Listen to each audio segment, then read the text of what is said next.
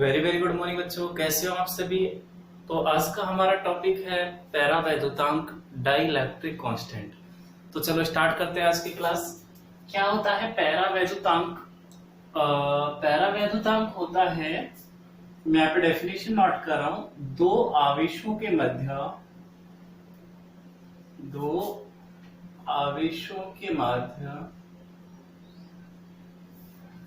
निर्वात या वायु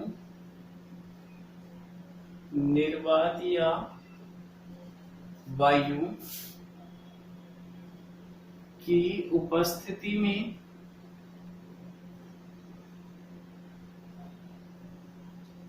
लगने वाला बल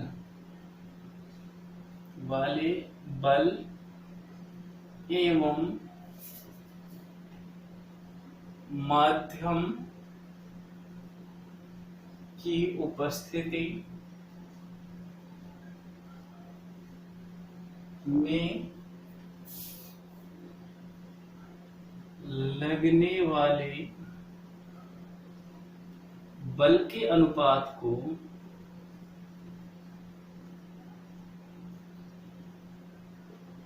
हम कहते हैं पैरावैद्युतांक। पैरावैद्युतांक कहते हैं।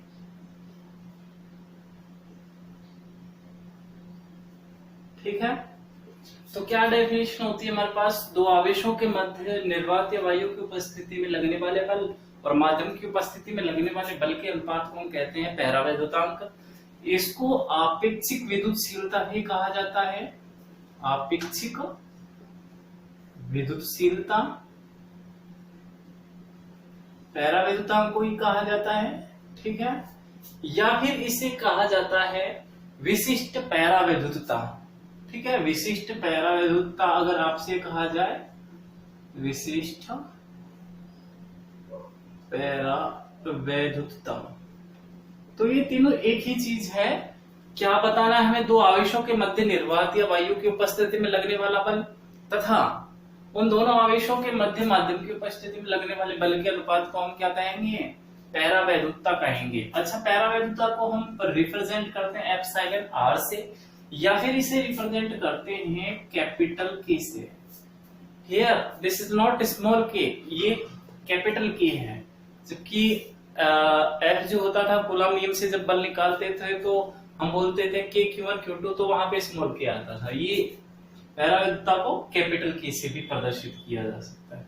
अच्छा, अब हमारे पास क्या हो गया? फॉर्मूला अगर यहां से निकाले, निर्वात की उपस्थिति में बल मैं कह रहा हूं इससे F0, ठीक है, और माध्यम की उपस्थिति में लगने वाला बल Fm माना मैंने। दोनों का अनुपात क्या होगा? पैरावैद्युतता होगा। निर्वात की उपस्थिति में लगने वाला, माध्यम की उपस्थिति में लगने वाले बल का अनुपात क्या होगा? पैरावैद्युतता होगा। अब यहां से मैं एप्सिलॉन आर ही लेके चल रहा हूं इसे। F0 अगर नोट करें हम, निर्वात की उपस्थिति में दो आवेशों के मध्य बल मान के चल रहा हूं मैं, दो आवेश हैं ये Q1 और Q2। ठीक है, तो इनके बीच लगने वाला बल कितना हो जाएगा? K Q1 Q2 upon R square. यदि इनके बीच की दूरी आर स्क्वायर है तो ठीक है। सेम अगर यही Q1 और Q2 आवेश ही आर दूरी पर ही स्थित है, लेकिन इनके बीच कोई माध्यम है, तो क्या हो जाएगा फॉर्मूला? K स्मॉल k है ये, Q1 Q2 upon R square. अब ध्यान दीजिए, सर तो कैंसिल हो गया, नहीं कैंसिल नहीं होगा। ध्यान दीजिए, यहाँ पर जो k का वैल्यू आने वाला है वो ऐसा आएगा, k का वैल्यू पुट करो 1/4 पाई एप्सिलॉन नॉट होगा। ध्यान दीजिए, k होता था, और Q1 Q2 upon R square. जबकि यहाँ पे जो आने वाला है k का वैल्यू, ये आएगा 1/4 पाई एप्सिलॉन m, माध्यम की विद्युतशीलता। यहाँ पे होगी निर्वात की विद्युतशीलता, यहाँ पे होगी माध्यम की विद्युतशीलता। बस इतना डिफरेंस होगा। आवेश सेम है Q1 Q2 अपॉन दूरी मैंने सेम लिया है आर स्क्वायर, इससे ये हो गया कैंसिल। और इसको जब लेके जाओगे तो पलट जाएगा। Epsilon R is equal to कितना हो जाएगा? 1/4 पाई एप्सिलॉन नॉट, मल्टीप्लाई करो, ये पलट जाएगा ऊपर नीचे, 4 pi epsilon m upon 1, 4 pi से 4 पाई कैंसिल, और यहाँ पे हमारे पास epsilon R is equal to आ जाएगा epsilon m upon epsilon naught. ये जो रिलेशन है इनके पीछे आपको लर्न रखना है, याद रखना है। ध्यान दीजिए, इसे मैं यहाँ पे नोट कर देता हूँ। Epsilon R is equal to epsilon M upon epsilon naught. यहाँ से आप एक और डेफिनेशन इसकी प्रिपेयर कर सकते हो। क्या डेफिनेशन हो जाएगी? पैराविद्युतांक की या अपेक्षिक विद्युतशीलता की। ध्यान दीजिए, माध्यम की विद्युतशीलता एवं निर्वात की विद्युतशीलता के अनुपात को क्या कहते हैं? पैराविद्युतांक कहते हैं, डाइलेक्ट्रिक कांस्टेंट कहते हैं। माध्यम की विद्युतशीलता और यह निर्वात की विद्युतशीलता का अनुपात क्या हो जाएगा? Dielectric constant. अच्छा, यहाँ पे ध्यान देने वाली बात यह है कि ये एक मात्रकहीन राशि है, इसका कोई मात्रक नहीं होता है, क्योंकि ये भी बल है, बल का मात्रक न्यूटन होता है। ये भी बल है, माध्यम की उपस्थिति में न्यूटन होगा, बल का मात्रक न्यूटन से न्यूटन कैंसिल। तो ये एक डाइलेक्ट्रिक कांस्टेंट जो है वो क्या है? यूनिटलेस, मात्रकहीन राशि है। ये बात ध्यान रखने में। क्लियर हुआ? आगे चलते हैं। हमारा आगे का टॉपिक हमारे पास है विद्युत क्षेत्र। इसको मैं रफ कर देता हूं, इसको रफ किए देते हैं।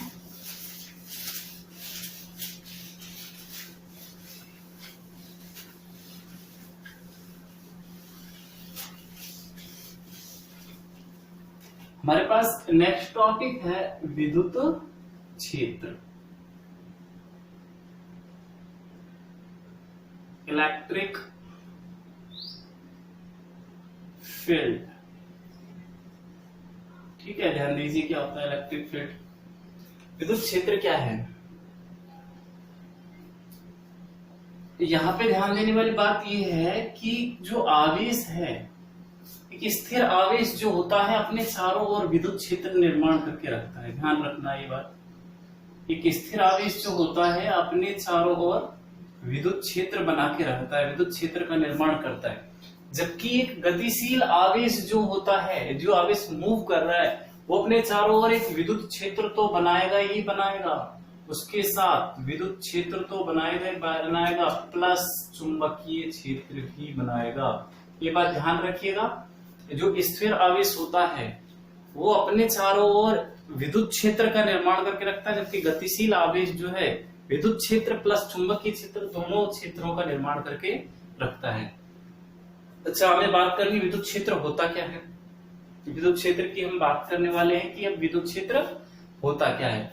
चूंकि हम 1 से 4 चैप्टर जो कि आपकी फर्स्ट यूनिट है, इसमें स्थिर वैद्युतिकी की बात कर रहे हैं, तो विद्युत क्षेत्र का निर्माण होगा। ध्यान रखिएगा, ये 1 to 4 जो आपके चैप्टर हैं उनमें विद्युत क्षेत्र का निर्माण होगा, चुंबकीय क्षेत्र का निर्माण नहीं होगा, क्योंकि हम बात कर रहे हैं स्थिर वैद्युतिकी।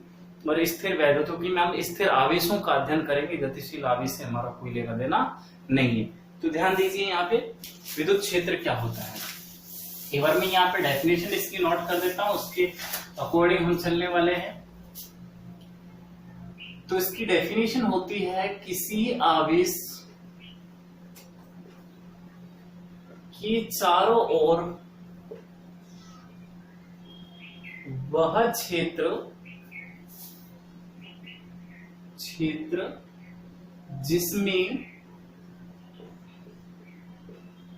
उसका अपना प्रभाव रहता है, अपना प्रभाव रहता है। ठीक है, अर्थात अपना प्रभाव का मतलब है क्या? यहाँ पे ध्यान दीजिए, अर्थात किसी आवेश के चारों ओर वह क्षेत्र जिसमें किसी अन्य आवेश को लाने पर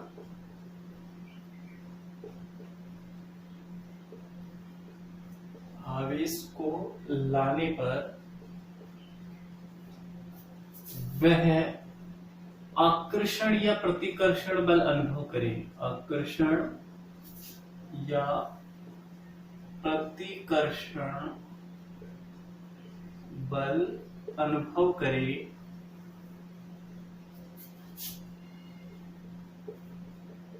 विद्युत क्षेत्र कहलाता है। विद्युत क्षेत्र कहलाता है। ध्यान दीजिए डेफिनेशन जो है एकदम इजीएस्ट डेफिनेशन जो है वो आपको बना के दी जाएगी यहाँ पे। और ध्यान दीजिए क्या कह रहा है, आपने एक चुंबक देखा होगा, फॉर एग्जाम्पल समझ रहा हूँ ये चुंबकीय क्षेत्र की बात कर लेते हैं, क्योंकि चुंबक आपने देखा व्यवहारिक तौर पर अच्छा से N और S दो ध्रुव होते हैं। तो ध्यान दीजिए मैंने एक चुंबक यहाँ पे रखा और इसी रो में मैं कहीं दूर एक दूसरी चुंबक रख दूं, क्या होने वाला है, ये आकर्षित करेंगे क्या? दूर मैंने कहीं पे एक चुंबक रखा है कि ये दूसरी चुंबक एक दूसरे को आकर्षित या प्रतिकर्षित करने वाली है क्या? बताइए मुझे। कहीं दूर मैंने दूसरा चुंबक रखा, आकर्षित करेगी क्या? ये चुंबक मान के चलो, एक चुंबक मैंने वहां रख दिया, क्या आकर्षित करेगी क्या? क्यों नहीं करना है। लेकिन जैसे मैं ये दूसरी वाली चुंबक इसके पास लाता हूं तो एक क्षेत्र ऐसा आएगा, यदि मैं दूसरे चुंबक का N लेके आ रहा हूं इसके पास N ध्रुव, तो ये क्या करने वाली है? आकर्षित करने वाली है। और यदि S ध्रुव लेके आऊंगा तो ये क्या करने वाली है? प्रतिकर्षित करने वाली है। कब प्रतिकर्षित कर रही है, कब आकर्षित कर रही है? जब मैं इसको पास लेके आ रहा हूं। जब तक ये दूर रखिए कोई आकर्षण या प्रतिकर्षण है क्या? नहीं है। मतलब ये चुंबक जो है अपने चारों ओर एक काल्पनिक क्षेत्र बना के रखती है। इसके चारों ओर एक क्षेत्र है, काल्पनिक क्षेत्र है, जिसमें ये दूसरे चुंबक पर अपना प्रभाव दिखाएगी। दूसरे चुंबक पर अपना कैसे प्रभाव दिखाएगी? तो उसको आकर्षित करेगी या प्रतिकर्षित करेगी। ऐसे भी आप समझ सकते हो, मैंने एक चुंबक यहाँ रखी, मैं कहूँ आप इससे 200 मीटर दूरी पे एक लोहे की वस्तु रखी, क्या खींचेगी क्या? क्या आकर्षित करने वाली? नहीं करेगी। लेकिन मैं कहूँ इसके पास जैसे जैसे उस लोहे की वस्तु को ला रहा हूँ, क्या करेगी? खींचेगी। तो इसके चारों एक क्षेत्र बना होता है, काल्पनिक क्षेत्र, जिसमें किसी लोहे की वस्तु को लाने पर ही ये आकर्षित करता है। इस चुंबक के जो चारों ओर क्षेत्र है वो चुंबकीय क्षेत्र है। अब आपको ये विद्युत क्षेत्र समझने में बड़ी आसानी होगी। ध्यान दीजिए विद्युत क्षेत्र क्या होगा। किसी स्थिर आवेश के चारों ओर एक काल्पनिक क्षेत्र होता है। ये भी स्थिर आवेश अपने चारों ओर एक काल्पनिक विद्युत क्षेत्र बनाकर रखता है।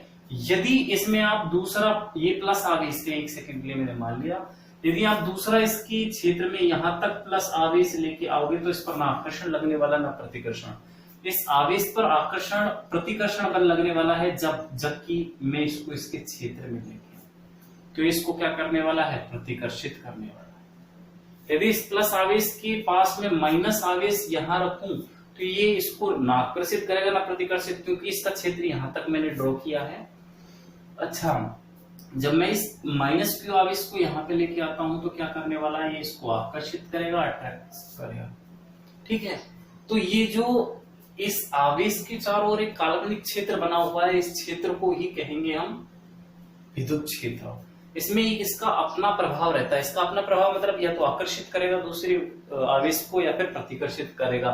यही इसका अपना प्रभाव है, इसी को कहते हैं हम विद्युत क्षेत्र। तो डेफिनेशन हमारे पास क्या होगी? संदेह डेफिनेशन को एक बार, किसी आवेश के चारों ओर वह क्षेत्र, वह काल्पनिक क्षेत्र भी बोल सकते हो, जिसमें उसका अपना प्रभाव रहता है। मतलब या तो किसी दूसरी वस्तु को आकर्षित करेगा या प्रतिकर्षित करेगा।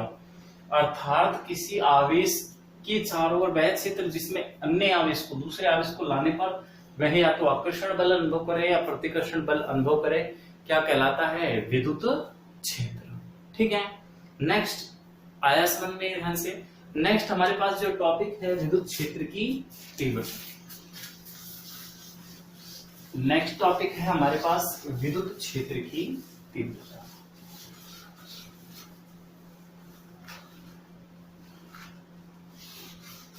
इसको रफ कर दिए देता हूं मैं, और हमारा नेक्स्ट टॉपिक हम डिस्कस करने वाले हैं विद्युत क्षेत्र की तीव्रता।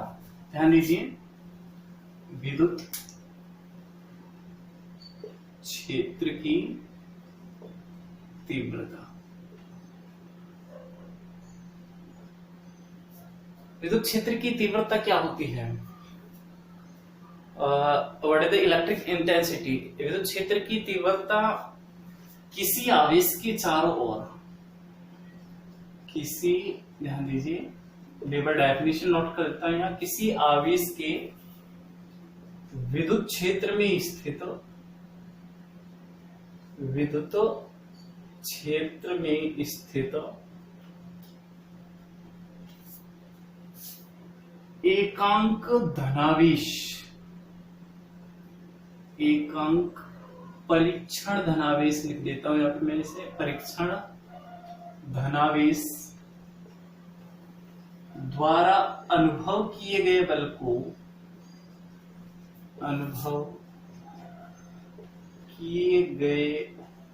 को विद्युत क्षेत्र की तीव्रता कहते हैं। विद्युत क्षेत्र की तीव्रता कहते हैं। ध्यान दीजिए क्या हुआ। मान के चलो ये एक आवेश है Q आवेश, इसके प्लस Q आवेश, इसकी ही क्षेत्र में कोई एकांक परीक्षण आवेश टेस्ट चार्ज लिया है मैंने, जिस पर आवेश जो है 1 कूलम है ऐसा मान के चलो। तो इसको मैंने रखा तो क्या करने वाला है, इस पर बल लगने वाला है। कौन सा बल लगने वाला है, ये इसको क्या करने वाला है, प्रतिकर्षित करने वाला है। क्या करने वाला है, प्लस आवेश को प्रतिकर्षित करेगा तो इस पर बल लगेगा। तो इस आवेश द्वारा ऐसा मान के चलो, ये परीक्षण आवेश में Q0 से नोट करा, स्मॉल Q0 से। तो इस Q0 आवेश द्वारा जो बल अनुभव किया जाएगा उस बल को ही हम कहेंगे विद्युत क्षेत्र की तीव्रता। कितनी तीव्रता से ये इसको फोर्स कर रहा है, कितना फोर्स इस पर अप्लाई कर रहा है Q0 आवेश पर, स्मॉल Q0 आवेश पर। इसको रिप्रेजेंट करने वाली जो फिजिकल क्वांटिटी है, जो भौतिक राशि है, उसे हम कहते हैं विद्युत क्षेत्र की तीव्रता। विद्युत क्षेत्र की तीव्रता को E से रिप्रेजेंट किया जाता है, कैपिटल E से। और यहाँ डेफिनेशन से ही अगर हम फॉर्मूला ड्राइव करें तो क्या हो जाएगा, एकांक आवेश द्वारा अनुभव किया गया बल F/Q0। यहाँ परीक्षण आवेश मैंने Q0 लिया है तो Q0 लेके चलता हूँ यहाँ पे। यदि आप कैपिटल Q लेना चाहो तो कैपिटल Q ले सकते हो, इसमें कोई प्रॉब्लम नहीं है। तो विद्युत क्षेत्र की तीव्रता को E से प्रेजेंट करते हैं, होता क्या है F/Q0। एकांक किसी आवेश के विद्युत क्षेत्र में एकांक परीक्षण आवेश द्वारा, इस आवेश द्वारा अनुभव किए गए प्रतिकर्षण या आकर्षण दोनों हो सकते हैं। यदि मैं इसको माइनस लेता हूं तो आकर्षण बल अनुभव किया जाएगा। इसके द्वारा अनुभव किए गए बल को क्या कहेंगे, विद्युत क्षेत्र की तीव्रता कहेंगे। अच्छा, इस विद्युत क्षेत्र की तीव्रता की ये एक सदिश राशि है। विद्युत क्षेत्र की तीव्रता ये जो है, विद्युत क्षेत्र की तीव्रता को E से रिप्रेजेंट करता हूं, ये एक सदिश राशि है। कैसी राशि है, सदिश राशि। अगर सदिश राशि है तो इसकी दिशा होगी, और दिशा, इसकी दिशा बल की दिशा में ही होती है। यदि प्रतिकर्षण बल लग रहा है तो इधर की तरफ लग रहा है, तो इसकी बल की दिशा में ही क्या होगा, विद्युत क्षेत्र की तीव्रता की दिशा भी सेम उस दिशा में होती है जिस दिशा में बल की दिशा होती है। ठीक है। अगर हम विद्युत क्षेत्र की तीव्रता की मात्रक की बात करें तो इसका मात्रक क्या हो जाएगा, इसका मात्रक होता है यहां से बल का मात्रक न्यूटन, आवेश है तो आवेश का मात्रक कूलम, न्यूटन अपॉन कूलम या फिर वोल्ट अपॉन मीटर भी होता है। ठीक है, इसका मात्रक न्यूटन प्रति कूलम होता है या फिर वोल्ट पर मीटर। अच्छा, कई बार इन फिजिकल क्वांटिटीज की कई बार मैक्सिमम टाइम क्या होता है कि आपसे इनकी विमा पूछी जाती है। ठीक है, डायमेंशंस जो है वो आपसे पूछी जाएंगी, तो विमा आपको निकालना आना चाहिए। मैं इसकी निकाल के आपको बता रहा हूं। देखिए, E का विमा क्या हो जाएगा, हमें F की विमा चाहिए, F बल और Q आवेश है। तो बल F बराबर क्या होता है, ma, को पता है F is equal to ma। बल जो होगा द्रव्यमान गुना त्वरण, और इसको Q को कहां से लिख रहा हूं, ध्यान दीजिए। I जो है, I से विद्युत धारा को दिखाते हैं। विद्युत धारा क्या होती है, आवेश के प्रवाह की दर। तो यहां से आवेश बटे समय को बोलते हैं विद्युत धारा। तो यहां से एक फॉर्मूला ड्राइव कर रहा हूं मैं, Q का वैल्यू क्या हो जाएगा, I इंटू टी। ठीक है, विमा निकालने के लिए ये कर रहा हूं। अच्छा, द्रव्यमान का मात्रक आपको पता है, किलोग्राम। ठीक है, त्वरण का मात्रक क्या होगा, त्वरण क्या होता है, वेग में परिवर्तन की दर, v/t। वेग का मात्रक होता है मीटर प्रति सेकंड। ठीक है, ये अपॉन में चल रहा है सेकंड, या फिर ऐसा भी आप देख सकते हो, त्वरण का मात्रक होता है मीटर पर सेकंड स्क्वायर। तो त्वरण का मात्रक, ए का मात्रक लिख रहा हूं मैं मीटर पर सेकंड इनवर्स, ऐसा कर रहा हूं। नीचे से ले गया सेकंड स्क्वायर को तो सेकंड इनवर्स। यहाँ पे Q की जगह लिखा विद्युत धारा की परिभाषा से I इंटू टी। विद्युत धारा का मात्रक एम्पियर, समय का मात्रक जो होता है वो टी से दिखाते हैं सेकंड होता है, एम्पियर इंटू सेकंड, इसको नोट कर देता हूँ एक सेकंड, एम्पियर इंटू सेकंड, ध्यान दीजिए। अच्छा, इसकी विमा हमें निकालनी है, विमा ड्राइव कर लेंगे यहाँ से। विमा को किसकी फॉर्म में लिखा जाता है, ई का विमा हो जाएगा एमएलटी की फॉर्म में। तो एम कितनी पावर आने वाली है, मास लेंथ टाइम, इसकी फॉर्म में क्या करते हैं, विमा को दिखाते हैं किसी भी चीज की। तो केजी की पावर कितनी है, मास की पावर 1 है, तो यहाँ पे m1, ठीक है।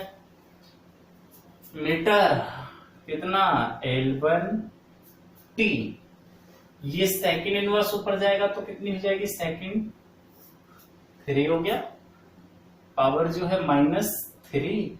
और ए एम्पियर जो होता है एक अपने आप में एक मूल क्वांटिटी है, ए इनवर्स, को जब ऊपर लेके जाओगे तो इनवर्स, ये इसका मात्रक विमा होती है, विद्युत क्षेत्र की तीव्रता की विमा m1 L1T की पावर -3, एक की पावर -1 हो गया, ठीक है। यहां से ऐसे आपको विमा निकालनी होती है। अब विद्युत क्षेत्र की तीव्रता आपको क्लियर हुआ। विद्युत क्षेत्र की तीव्रता क्या होती है, किसी आवेश की विद्युत क्षेत्र में रखे एकम का परीक्षण आवेश द्वारा जितना बल अनुभव किया जाएगा उसे हम कहेंगे विद्युत क्षेत्र की तीव्रता। क्लियर हुआ, ठीक है। नेक्स्ट हमारा टॉपिक है विद्युत क्षेत्र, बिंदु आवेश के कारण विद्युत क्षेत्र की तीव्रता। बिंदु आवेश के कारण विद्युत क्षेत्र की तीव्रता हम डिस्कस करने वाले हैं।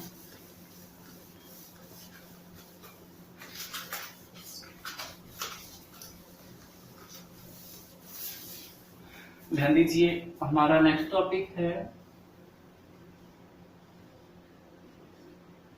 बिंदु आवेश के कारण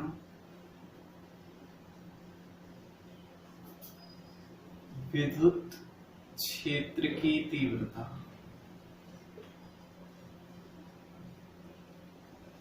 ठीक है, बिंदु आवेश के कारण विद्युत क्षेत्र की तीव्रता निकालने के लिए हम क्या मानते हैं, ध्यान दीजिए।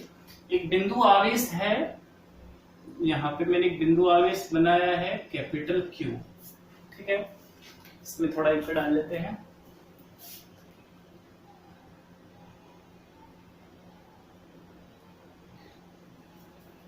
बिंदु आवेश है कैपिटल Q, और यहां पे मैंने इससे स्मॉल r डिस्टेंस पे, स्मॉल r दूरी पे एक बिंदु मान लिया है P, और इस पर एक परीक्षण आवेश रखा है Q0, ठीक है। यदि मैं इसको प्लस मान के चलता हूं, दोनों प्लस आवेश हैं, तो इस पर बल किधर लगने वाला है, इस Q0 आवेश पर बल लगने वाला है इस दिशा में, तो ये F की दिशा बल की दिशा हो जाएगी, ठीक है। और जिस दिशा में बल होता है उसी दिशा में विद्युत क्षेत्र की तीव्रता होती है। आई बात समझ में। ये एक Q आवेश है, इस स्मॉल r दूरी पर एक परीक्षण आवेश रखा मैंने Q0, ठीक है, P बिंदु पर। अब यदि ये दोनों प्लस आवेश हैं तो इस पर बल की दिशा इस दिशा में होगी, बल इस दिशा में लगने वाला है, ठीक है, और बल की दिशा ये होगी तो विद्युत क्षेत्र की तीव्रता की दिशा भी ये होगी। हमें निकालना क्या है, इस बिंदु आवेश पर, इस Q0 आवेश पर विद्युत क्षेत्र की तीव्रता निकालनी है। तो इसके लिए क्या कर रहा हूं, पहले Q0 आवेश पर कैपिटल Q आवेश के कारण बल निकाल रहा हूं, आवेश के कारण बल निकाल रहा हूं। F इज इक्वल टू हो जाएगा, क्या होता है formula, K Q0 capital Q, दोनों आवेश हो गए Q0 और कैपिटल Q, अपॉन डिस्टेंस कितनी है r², ये हो गया इस पर लगने वाला बल। और अगर मैं इस पर विद्युत क्षेत्र की तीव्रता निकालना चाहूं, विद्युत क्षेत्र की तीव्रता, तो E इज इक्वल टू होता है F अपॉन Q0, बल बटे आवेश ही क्या है, विद्युत क्षेत्र की तीव्रता। हमने डिस्कस किया था, तो E का वैल्यू कितना आ जाएगा, यहां से F का वैल्यू नोट करो कि Q0 Q upon r² Q0, Q0 से क्या हुआ, Q0 कैंसिल हुआ, तो E is equal to, E आ गया हमारे पास KQ अपॉन r²। तो ये होगा बिंदु आवेश के कारण विद्युत क्षेत्र की तीव्रता। और यदि ये आवेश या फिर ये आवेश माइनस का है तो यहाँ पे क्या हो जाएगा माइनस, और माइनस केवल किसको दिखाने वाला है, मैंने बताया था दिशा को दिखाएगा, बल्कि दिशा कहाँ है। ठीक है, तो आज के लिए इतना ही। अगर आपको हमारी वीडियोस अच्छी लगती हैं लाइक करें, शेयर करें, सब्सक्राइब करें। धन्यवाद।